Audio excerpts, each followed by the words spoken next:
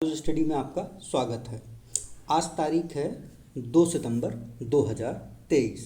आज के जितने भी महत्वपूर्ण करंट अफेयर्स बन सकते हैं वो मैं आपको बताऊंगा तथा लास्ट में आप लोगों से एक क्वेश्चन पूछूंगा जिसका आंसर आप लोगों को कमेंट बॉक्स में देना होगा। इसलिए पूरा वीडियो ध्यान से देखिएगा, स्किप मत करिएगा। चलिए शुरू करते हैं। आज का पहला प्रश्न है, विश्व पत्र लेखन दिवस हर साल किस दिन मनाया जाता है? विश्व पत्र लेखन दिवस किस दिन मनाया जाता है? जानने से पहले ये जान लीजिए विश्व पत्र लेखन दिवस क्यों शुरू किया गया। इस दिन की स्थापना ऑस्ट्रेलियाई लेखक, जो कि लेखक के साथ साथ एक कलाकार और फोटोग्राफर भी थे, उनका नाम था रिचर्ड सिम्पकिन। उनको हाथ से लिखे पत्र लिखना बहुत ही ज़्यादा पसंद था और ये ऑस्ट्रेलियाई जो दिग्गज प्लेयर्स या फिर एक्टर्स होते थे उनको लेटर लिखा करते थे और उनकी प्रतिक्रियाएं भी मिलती थी।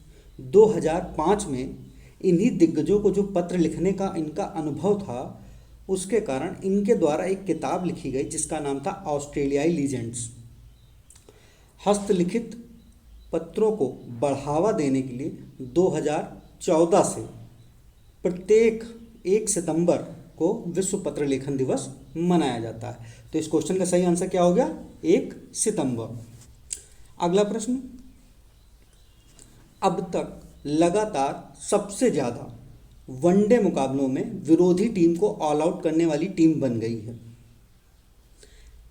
इसका सही आंसर है श्रीलंका। श्रीलंका अब तक सबसे ज़्यादा वनडे मुकाबलों में विरोधी टीम को ऑल आउट करने वाली टीम बन गई। अगला प्रश्न, हाल ही में रैमन मैग्सेसे पुरस्कार से किस डॉक्टर को सम्मानित किया गया है? रैमन मैग्सेसे पुरस्कार को एशिया का नोबेल प्राइज के नाम से भी जाना जाता है। 31 अगस्त 2023 को मनीला में रैमन मैग्सेसे की जयंती के अवसर पर एशिया के नोबेल पुरस्कार के रूप में वर्णित 65वें रैमन मैग्सेसे पुरस्कार की घोषणा की गई। इसमें भारत के डॉक्टर रवि कन्नन, जो पहला ऑप्शन है, डॉक्टर रवि कन्नन को रैमन मैग्सेसे पुरस्कार देने की घोषणा की गई है। डॉक्टर रवि कन्नन जो हैं इस वक्त कछार कैंसर हॉस्पिटल और अनुसंधान केंद्र, जो कि असम में है, के निदेशक हैं।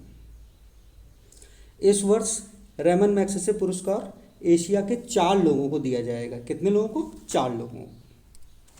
अगला प्रश्न है, किस कंपनी ने 5,963 करोड़ रुपए से भारतीय क्रिकेट नियंत्रण बोर्ड बीसीसीआई के अगले 5 साल 2023 से 2028 के लिए मीडिया अधिकार को खरीद लिया है?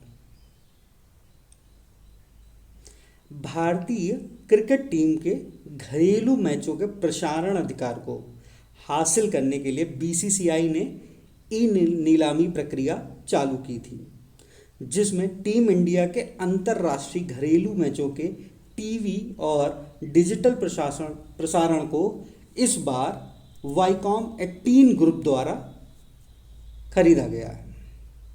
कितनी राशि से? 5,963 रुपये। ऑस्ट्रेलिया के साथ जो आगामी घरेलू वनडे सीरीज़ है उसके शुरू होते ही ये अनुबंध चालू हो जाएगा। वाईकॉम से पहले स्टार स्पोर्ट्स नेटवर्क के पास ये कॉन्ट्रैक्ट था। टीम इंडिया में स्टार स्पोर्ट्स नेटवर्क पिछले 11 सालों से इस अधिकार को हासिल किए हुए था। और क्रिकबज, जो क्रिकेट की एक साइट है, क्रिकबज के अनुसार वाईकॉम ने 67.8 करोड़ रुपए एक मैच को लेकर बोली लगाई है। कितनी? 67.8, जो पिछली मुकाबले से 7.8 करोड़ रुपए अधिक है। अगला प्रश्न, केंद्रीय मंत्री भूपेंद्र यादव ने कितने अस्पतालों में कीमोथेरेपी सेवाएं शुरू की? ऑप्शन आपके सामने है। केंद्रीय श्रम एवं रोजगार तथा पर्यावरण, वन और जलवायु परिवर्तन मंत्री भूपेंद्र यादव ने पूरे भारत में 30 अस्पताल, कितने, 30 अस्पतालों में जो कर्मचारी राज्य बीमा निगम के तहत हैं, इन सेवाओं का उद्घाटन किया है। ये उद्घाटन नई दिल्ली में कर्मचारी राज्य बीमा निगम के मुख्यालय में किया गया। 191वीं निगम की बैठक हुई थी, इसमें ये उद्घाटन किया गया। भारत के अमृत काल में भारतीय श्रमिकों के समग्र कल्याण के लिए प्रधानमंत्री नरेंद्र मोदी के दृष्टिकोण या उनके अमृत काल में जो योजनाएं थी, उसके तहत 30 अस्पतालों में कीमोथेरेपी की सेवाएं शुरू की गई है। अगला प्रश्न, विश्व संस्कृत दिवस कब मनाया जाता है? ऑप्शन आपके सामने है, 29 अगस्त, 30 अगस्त, 31 अगस्त या 1 सितंबर। विश्व संस्कृत दिवस, इसकी शुरुआत सबसे पहले 1969 में हुई थी। कब हुई थी? 1969 में। जब भारत सरकार ने इसकी स्थापना की, उसी दिन संस्कृत भाषा और भाषा विज्ञान में जो पाणिनि हैं, उनके योगदान को सम्मान देने के लिए विश्व संस्कृत दिवस मनाया जाता है। ये प्रत्येक 31 अगस्त को मनाया जाता है। सही आंसर क्या हो गया इसका? 31 अगस्त। अगला प्रश्न है, अक्टूबर में ग्लोबल इंडिया AI 2023 का आयोजन किस देश द्वारा किया जाएगा? ग्लोबल इंडिया AI 2023 का उद्घाटन अक्टूबर में भारत द्वारा आयोजित किया जाएगा। कब किया जाएगा? भारत द्वारा अक्टूबर में।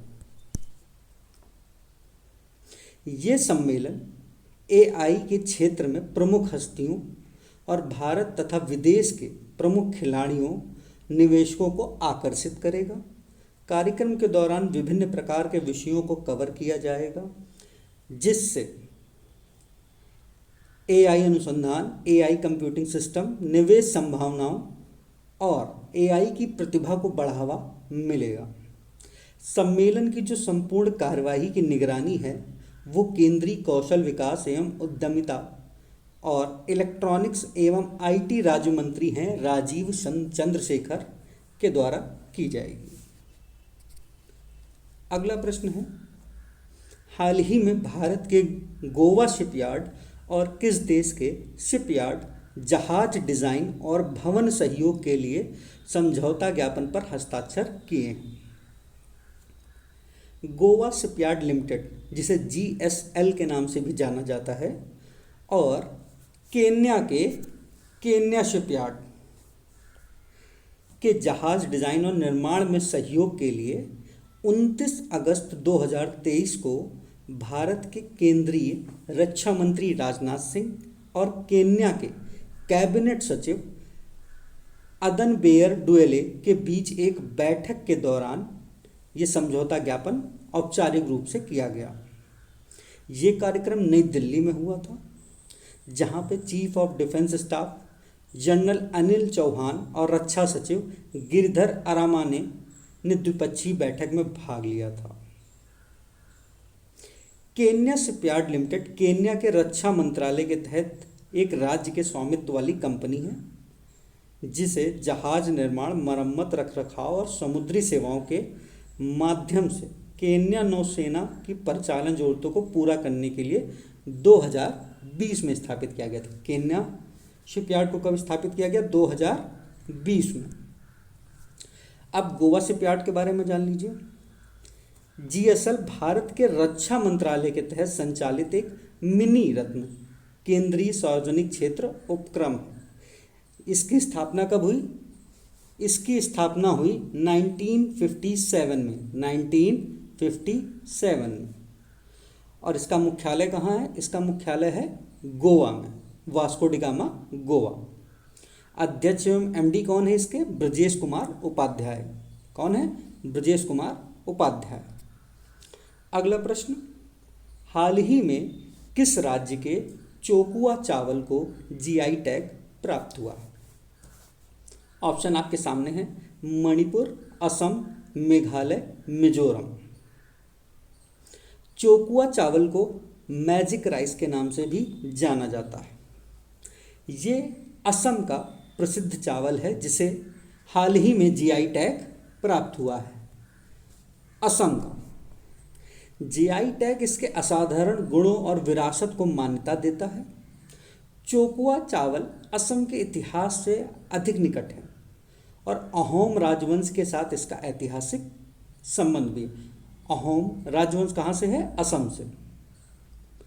चावल की इस किस्म की खेती विशेष रूप से ब्रह्मपुत्र नदी, कौन सी रिवर? ब्रह्मपुत्र नदी क्षेत्र में की जाती है। भारत में जीआई पंजीकरण और संरक्षण वस्तुओं के भौगोलिक संकेत अधिनियम 1999 द्वारा शासित है, जो 2003 सितंबर से प्रभावी है। कब से प्रभावी है? 2003 से प्रभावी। अब असम के बारे में जानकारी कर लीजिए। असम का जो गठन हुआ था राज्य के रूप में, वो हुआ था 26 जनवरी 1950 को। कब? 26 जनवरी 1950 को। राजधानी है असम की दिसपुर। मुख्यमंत्री हैं हेमंत बिस्वा शर्मा। राज्यपाल हैं गुलाब चंद्र कटारिया। राज्यसभा की सीटें हैं 7 और लोकसभा की सीटें हैं 14। ठीक है। अगला प्रश्न, हाल ही में किसे डीम्ड यूनिवर्सिटी का दर्जा प्राप्त हुआ है? ऑप्शन आपके सामने है। सही आंसर है इसका एनसीईआरटी को। एनसीईआरटी को डीम्ड यूनिवर्सिटी का दर्जा प्राप्त हुआ है। डीम्ड यूनिवर्सिटी क्या होती है? डीम्ड यूनिवर्सिटी अन्य सभी विश्वविद्यालयों की तरह ही होती है। डीम्ड यूनिवर्सिटी का दर्जा प्राप्त होने का मतलब है कि ये यूनिवर्सिटी अब सीधे यूजीसी और शिक्षा मंत्रालय की देखरेख में काम करेगी। राज्य सरकार का सीधा दखल नहीं होगा। 1 सितंबर यानी कल के दिन शिक्षा मंत्री धर्मेंद्र प्रधान ने दिल्ली में एनसीईआरटी के 63वें, कौन से? 63वें स्थापना दिवस समारोह के दौरान ये घोषणा की। अब एनसीईआरटी के बारे में जानिए। एनसीईआरटी एक स्वायत्त संगठन है जिसकी स्थापना कब हुई थी? 1961 को। इसका मुख्यालय कहाँ पे है? इसका मुख्यालय नई दिल्ली में अरबिंदो मार्ग पर है। वर्तमान में एनसीईआरटी के निदेशक कौन है? डॉक्टर दिनेश प्रसाद सकलानी। डॉक्टर दिनेश प्रसाद सकलानी। 2023 में एनसीईआरटी ने 19 सदस्यीय समिति का गठन किया था। अगला प्रश्न, और कल मैंने आप लोगों से एक प्रश्न पूछा था, दुनिया की पहली एथनॉल से चलने वाली कार किस देश ने लॉन्च की है? इसका सही आंसर था भारत। भारत के सड़क परिवहन और राजमार्ग मंत्री नितिन गडकरी ने दुनिया की पहली इथेनॉल से चलने वाली टोयोटा की Innova high cross car launch की है। और आज का प्रश्न है आप लोगों से, विश्व संस्कृत दिवस कब मनाया जाता है? ऑप्शन आपके सामने है। सही आंसर कमेंट बॉक्स में दीजिएगा। करंट अफेयर्स की पीडीएफ प्राप्त करने के लिए डिस्क्रिप्शन बॉक्स में दिए टेलीग्राम लिंक को पर जाके पीडीएफ डाउनलोड कर सकते हैं। और ऐसे ही वीडियो प्राप्त करने के लिए चैनल को सब्सक्राइब करें और ज़्यादा से ज़्यादा शेयर करें। आपका दिन शुभ।